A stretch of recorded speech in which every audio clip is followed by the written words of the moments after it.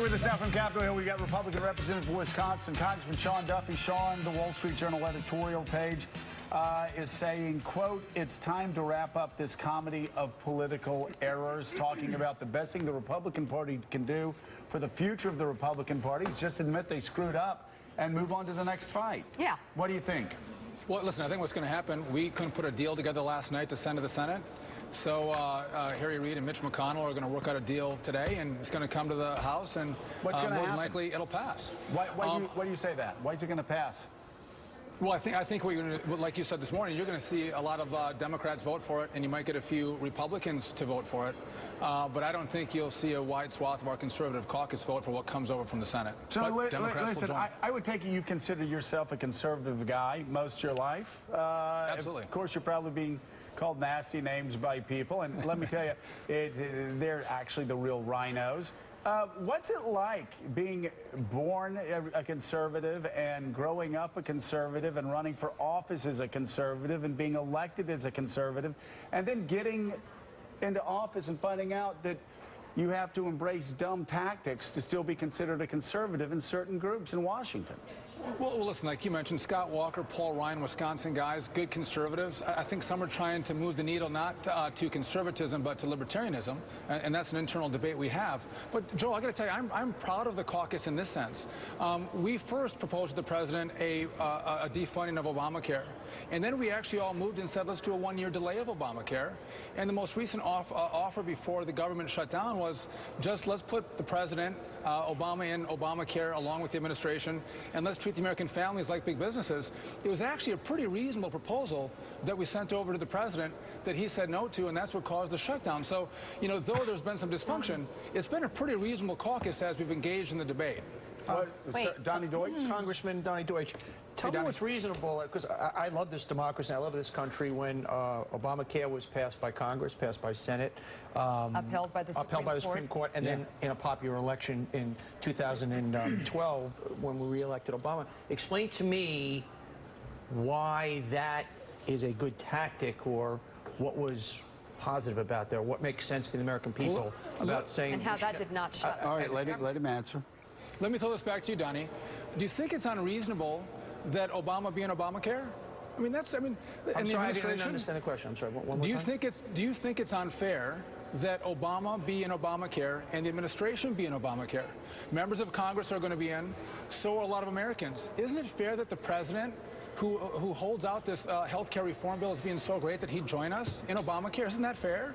That was the issue for you? That was the issue for the caucus? That was the issue for the Republican Party? And shutting down. Listen, this is the proposal that we made before the government shut down. We said Obama has to be in Obamacare, and they want to treat individuals and families just like big businesses in regard to taxes. And last night, the deal that John Boehner was working out was a clean CR, which is the funding bill, and a debt limit increase for the exchange that the president and the administration join us in Obamacare. And the reason that's important is that if the administration families are sitting at the computer, Jay Carney's wife, Michelle Obama, is sitting at the computer trying to sign up for Obamacare, and they can't get in, they're going to be that much more compelled to fix the program. By the way, instead of saying, Mica and I, Congressman, are laughing at each other, laughing right now, because yesterday we were talking to somebody that ran one of the largest banks in America, and they tried to get on to change benefits for their spouse, and they couldn't get anything done. So they picked up the phone and they called the person who was in charge of benefits and called them into their office and said, have you tried to get on? Have you tried to get on and change benefits for your spouse or anything? And they said no, and made them get on. They couldn't get it done. I'm telling you, does that not sound... So the only reason I say that is, it's really, I think it is a rational, reasonable argument, Mort Zuckerman, to say, if you're going to exempt the administration from the Affordable Care Act, if you're going to exempt Congress from the Affordable Care Act, if you're going to exempt your favorite businesses from the Affordable Care Act, then we ask that you exempt working-class Americans, middle-class Americans, small business owners from the Affordable Care Act. Is that not a rational argument? I think it is a rational argument. Unfortunately, the Republicans lost this argument before. Yes. And it's all being gone through legislative process, the courts.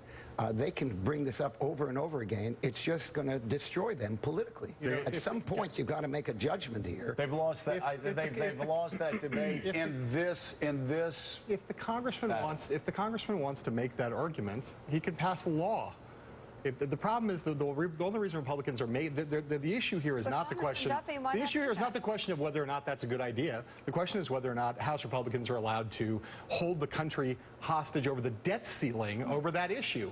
If Congressman Duffy wants to pass that law, pass it through the House of Representatives and see if you can pass the law. So Congressman, you responded, John, Congressman. Are you telling me that we're holding America hostage by asking Obama to be in Obamacare? I'm saying that if that's the condition for the debt ceiling, yes, you are. No, listen. It's exactly what you're doing. It's not unreasonable that we have disagreements in Washington, no doubt, but it's unprecedented here that the president won't negotiate with us. Hold on. Let the congressman answer the question. Go ahead, Congressman. Listen. The president is unwilling to engage in a debate. And if you ask about fairness and equality under the law to your viewers, they would say it's fair that members of Congress who voted for Obamacare should be in Obamacare, and the president should be in Obamacare. Listen, there's millions of Americans that are going to be going into this new health care reform bill. If it's good for the American people, it should be good enough for the president, Michelle, the kids, my family, all the government families who voted for this legislation. They should be in it. They shouldn't have their own gold-plated health care plan. And I don't think it's reasonable to make the argument that the president's going to shut the government down because he doesn't want to be in Obamacare. And listen, and Mica, I got to tell you, Mica, my mom is a good liberal, and she loves you, and she's happy I'm on your show. But I think you're part of the problem. And you're part of the problem because the Republican caucus sometimes can be unreasonable, but look how far we've moved. We said, we want to defund it. Okay. Now we're going to delay it. And now we're just going to ask for some very simple tweaks and reforms. And if you actually called out your liberal guests and said, why won't you join Obamacare? If it's good for America, it should be good for you. So why, listen, if an American family can't sign up on the website, why are you going to tax them? All right, so Mica. That's not right. You have a lot of good questions, but as part of the problem, as you so kindly put it, I will ask you very honestly. I like asking you questions better, Mica, but okay. That's fine. Do you not think that members of your party, especially in Congress and in the Ted Cruz group, are not imploding the Republican Party, big picture? Just big picture, politics, put all this aside for a second. Are you guys not imploding?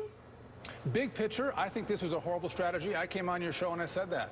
If we had allowed Obamacare to roll out and for 2 weeks America saw the dysfunction, and then as we roll into the debt limit and negotiate an increase, I think we would have got a 1-year delay because America would have said this is only the fair and right thing to do. From a messaging standpoint, Congressman, I agree with you. Yeah. So see, your mother, your mother may be and your right. mom and I mean, fabulous, by the way. My mom loves you. Hi, Mom.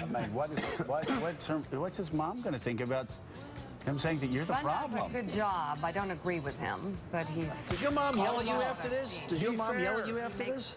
He needs some education. Is your mom, Donnie wants to know if your mom's going to call you after this and yell at you. Listen, my mom will love her shout out on your program because she loves it so much. What's your mom's name? Carol. Carol. Say hi to Carol. Carol, we love you. We don't know what went wrong with your son, but we love you. We know you're a wonderful woman. Come on, Carol, I love your son. Congressman Sean Duffy, doing a great job for the people. Mort, thank you as well. Thank you, guys. Mort, thanks a lot. Next, Greatly appreciated as always. Poetry, we will exclusively reveal this year's national